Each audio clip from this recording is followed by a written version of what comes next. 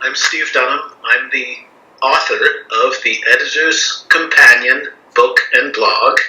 I'm going to begin by reading one of my posts that contains one of the lessons I've learned in my editing career. Don't ditch the system when things get tight. One thing I learned many years ago when I worked for a company called EEI, originally Editorial Experts Incorporated. I worked as a temp and later as an instructor. The lesson was don't ditch the system when things get tight. To maintain quality in publications, you have to have a system. That's why it's called quality control. Quality doesn't just happen. It happens because we maintain control. We run a spell check, and we use checklists as part of a system, for example. However, you've probably found that publications production can fall behind schedule, with copy arriving late, changes to layout, or things totally out of your control, such as severe weather or a power outage. That's when it's tempting to skip the quality control system. As Charlotte Bronte wrote in Jane Eyre, laws and principles are not for the times when there is no temptation. Or, as the character General Lee said in the film Gettysburg, things will get out of control. That is why we have orders. When things get out of control, don't give in to the temptation to skip quality control.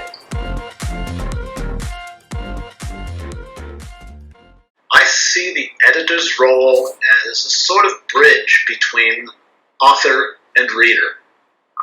That's why we exist, to help communication. Often, an author will think, I've gotten everything fine here, I've used all the right words, and we're all set to publish a book or an article or anything. But when you write something, you often perceive that what you wrote is exactly what you wanted to say and everybody can understand it. However, that's not always the case, and getting another person to read it before it gets published, getting the editor to work on it, enables the correction of mistakes, clearing up things that are unclear, addressing things that maybe are blind spots for the author, or things the author thinks all the readers know. And those are the kind of things we work on as editors to make communication between the author and reader easier. The skills you should concentrate on are, first of all, getting familiar, if you're not already, with what is called standard English, formal, proper English. It's not going to be used in everything that you edit, but it is what you will need some of the time, and just to know when somebody is using proper sentence structure, proper grammar, using words properly. You need to know those things so you can make a choice whether to allow deviation from standard English or to bring things into synchronization with standard English if you need to. So knowledge of English, that's not exactly a skill, but that's the first thing I would recommend. Second, I've learned an awful lot from other people on how to edit. If you can get an opportunity to let another editor let you see the work that's being done, see what changes are being made, I benefited greatly from that, beginning with my work on the college newspaper when I was studying journalism and communications. That was more than 40 years ago.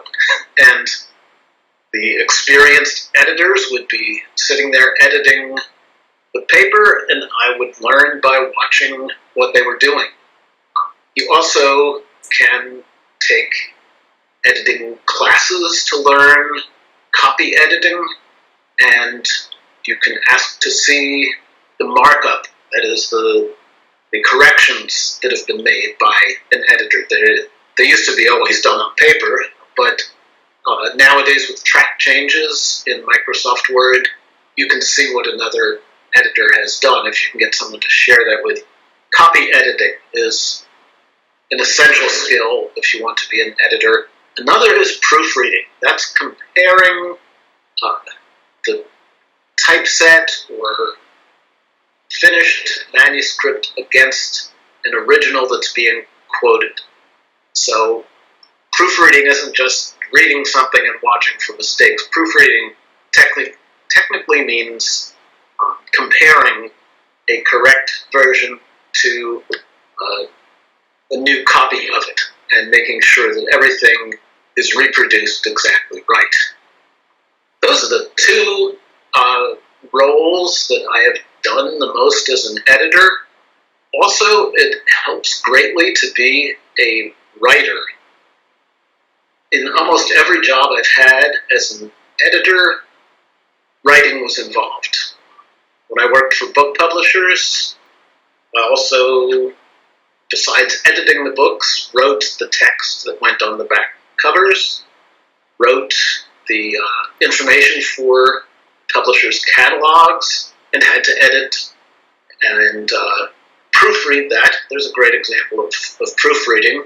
The catalog had better have the author's name exactly right, the title of the book exactly right, and the other information about the book. You compare it to the original.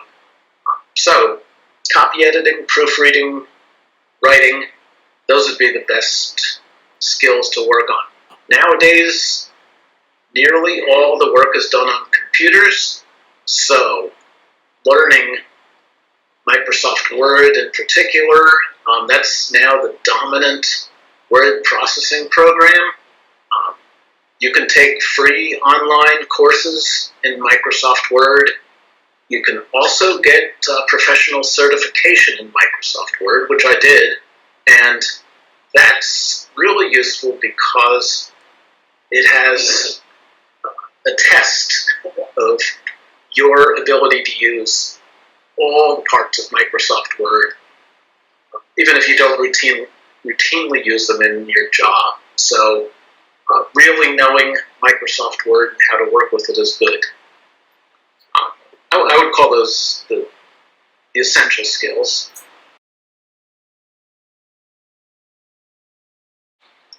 What I studied was communications and journalism, mainly because that was the major that was available at the college I went to. If you study journalism, the curriculum is going to be oriented toward working in a news organization, a newspaper, a news website, something like that. Those are good things to study, but you can also get courses at a community college that teach editing. I remember a few years ago assisting an instructor at one of the community colleges in preparing her curriculum. So I know for sure that editing courses have been available at community colleges, and you wouldn't necessarily be majoring in it.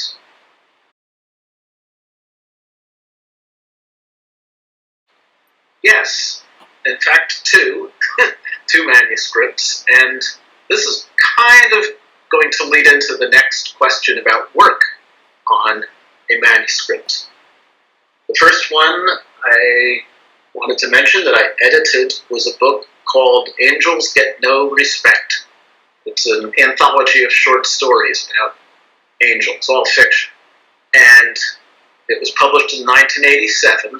At the time, I was the editor and publisher of Magnificat Press, a small Catholic family-run publishing company. And we had an author, Cecile Bauer, who had written another book for us, and she came up with some material about angels and short stories, sort of humorous, and wanted to know whether we were interested. I said, yes, we were interested, and there wasn't quite enough to fill out a book, but One of our other authors I thought would be capable of doing a short story, so I asked him to write a short story for it, and two other people if they would be interested in submitting stories. So we ended up actually having 4 authors on the book. Cecile was the primary one, and each of the other 3 authors contributed the story. And one thing in book publishing, you never know whether something's going to sell. Some books unexpectedly do well, some unexpectedly flop. It wasn't a bestseller, but we sold every copy we printed, so it was a good decision to publish it. And it was interesting and fun to put the book together and edit it. As far as copy editing, the grammar, sentence structure, vocabulary, not a lot was needed because all 4 authors were competent writers, good writers to begin with. And get back to that in the question of how long it takes. The other one I wanted to mention is NATO, that's the North Atlantic Treaty Organization, the alliance of the United States and European countries around the North Atlantic, the Handbook for Pandemic and Mass Casualty Planning and Response. That wasn't done for a book publisher, it was done for NATO by a government contractor where I was employed. That book had a very interesting origin.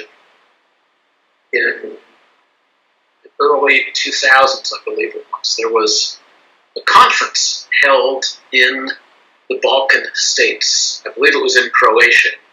And Croatia, Slovenia, Serbia,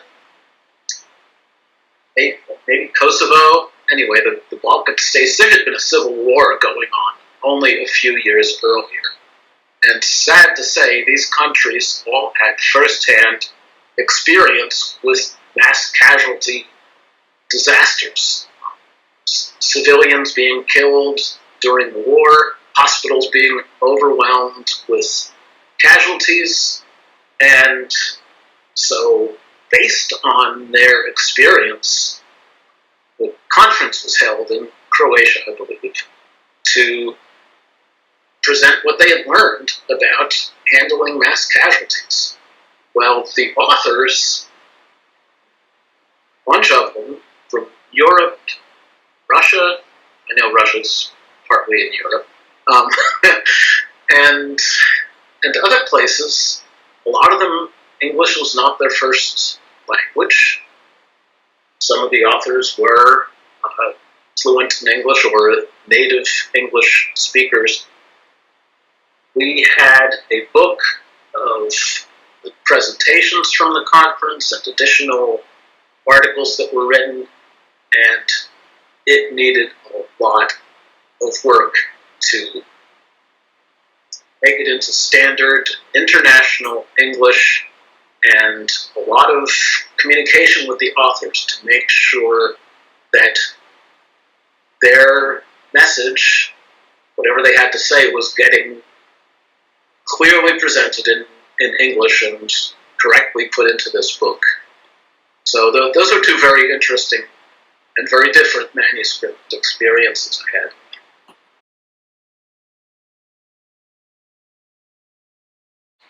We had a rule of thumb for general copy editing that an editor could do about 6 pages per hour. Now, with Angels Get No Respect, the book was just over 150 pages long. It was well written, it didn't need much editing, I didn't time it, but certainly it didn't take a lot of editing or a lot of time. 6 pages per hour for copy editing means, 9 hours? There was more to it than that. There was acquiring the stories and putting them together and going back and forth with the authors. But a book like that I guess the two book publishers I worked for, we would produce 12 to 25 books a year, and normally at least two editors would work on each one. An editor would do the first edit, and a different editor would do the second edit, because the first editor and the second editor always miss things, and the editors will notice things the other people didn't notice and fix them, question them. But the rule of 6 pages per hour just goes out the window with something like a bibliography. But when an editor is working on a bibliography, verifying every title, every word in the title, every author, all the bibliographical data, I could spend a whole afternoon on a bibliography, or maybe even on one page of bibliography, depending on how much has to be looked up. And the handbook for pandemic and mass casualty planning and response, that took months of my time editing. I had to go back and forth with people in countries on the other side of the world from the United States, different time zones. Some of them were using email, others, it was one person I had to write to on paper. And it takes a little longer to get to Russia when you send a written letter. So just the number of questions to be answered and the number of things to be checked, verified, and go back to the authors and see whether he got it right. It just took a huge amount of time, and I don't think there's an average. If you had an average between books like that, it would be not very meaningful. So ordinary books that don't have a lot of technical information in them or technical things to check, personally, along with all the other duties at a publishing house, I might have worked on 12 to 25 books a year. If I were doing nothing but handbooks for NATO, it would probably be 2 or 3.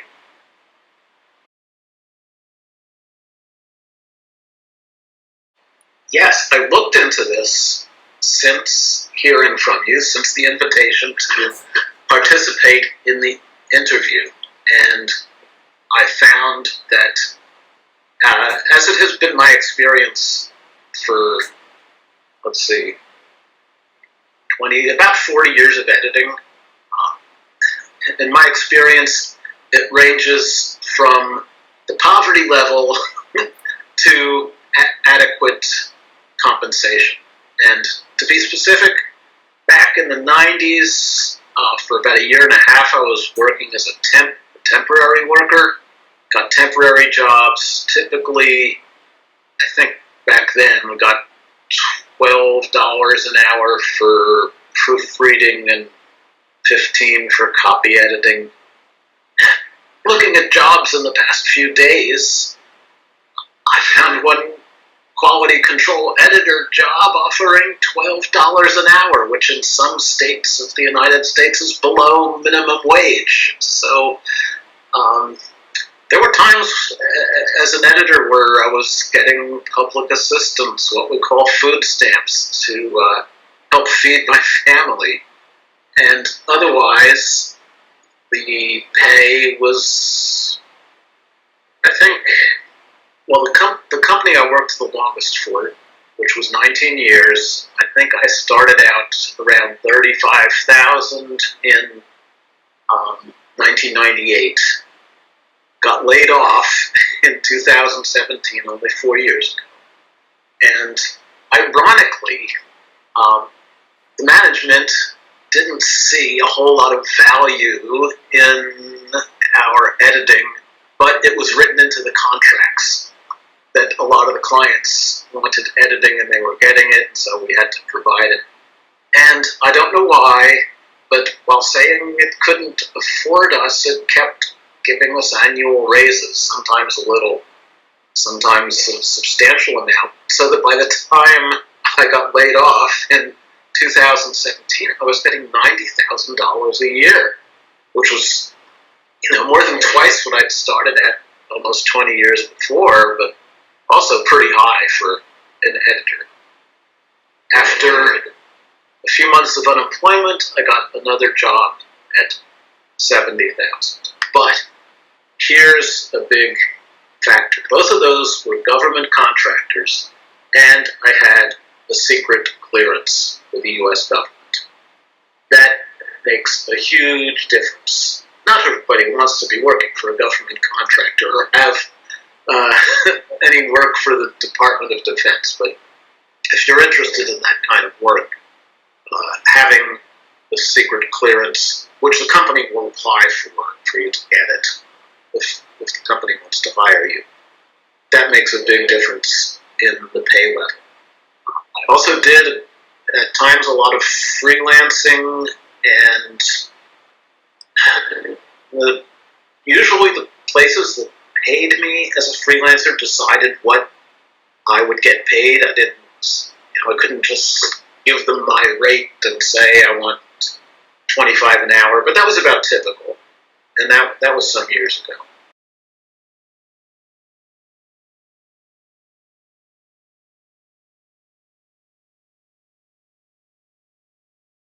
The one thing I would say is to care about doing it right.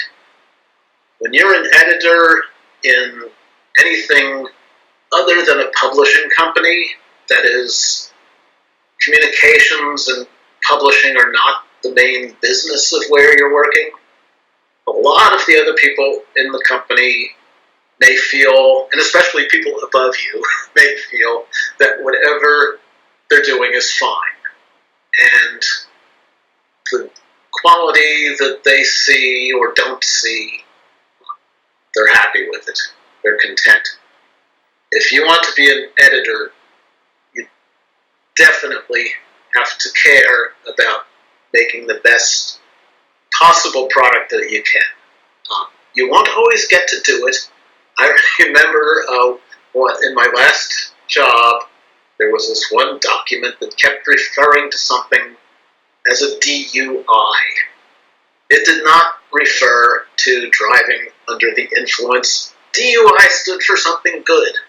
And I and the other editors pointed out, look, this has a common, uncomplimentary meaning, DUI. Please just spell it out. Don't use the initials DUI. And the author went along with it. Yay, a little victory for the editors. Except, after a few months, the project was in somebody else's hands, who went back and put DUI in there, and when we said, please don't do that, the person said, we didn't say anything, he just ignored what we said, and as far as I know, it was published using the initials DUI.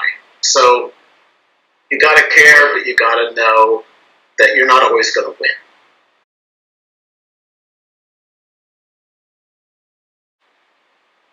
I would advise, besides getting as much formal education as you can, and it doesn't have to be a whole 4-year college program by any means, to get some courses in copy editing or whatever you're interested in, and look for an opportunity to learn from other people.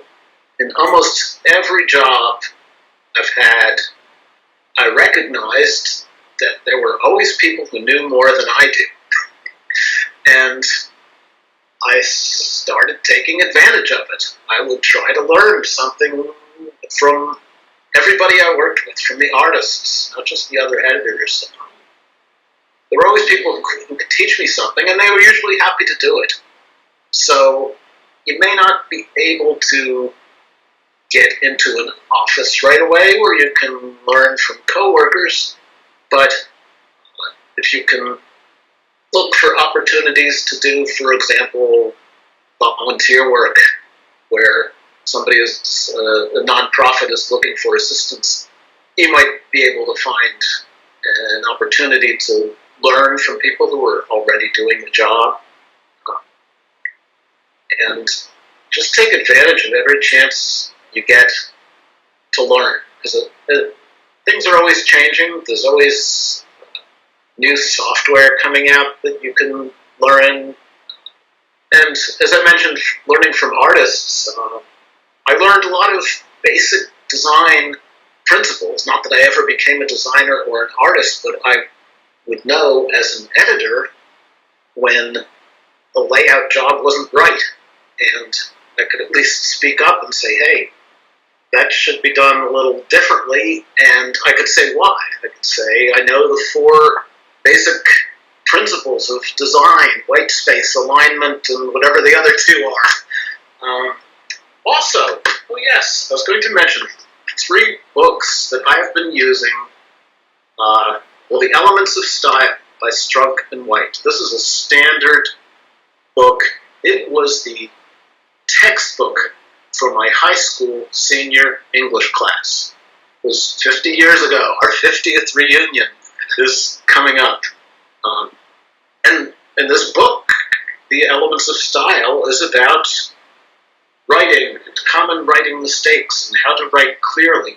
And that was our textbook. It is not very thick. It's still for sale. You can get it. I would recommend, do what I do. I read it every few years. I study it. Another is the Associated Press Style Book and Libel Manual. This is for working reporters. But it has, even if you're not a working reporter, it has hundreds of pages with alphabetical entries, when to abbreviate things, when not to, what words to use, and libel. There's an editor, I think he might be retired now, John McIntyre of the Baltimore Sun. In one of his blog posts, he commented that heads of newspapers tend to think of copy editors as people obsessed by commas. And he said, actually, he had saved his newspaper from printing libel, and that's a big deal. That could cost you an enormous amount of money in legal fees and who knows what else. So that's a book that I've used throughout my career, I guess. And the other I bought when it was just about new, I wasn't an editor yet, called Words into Type. You can still find it.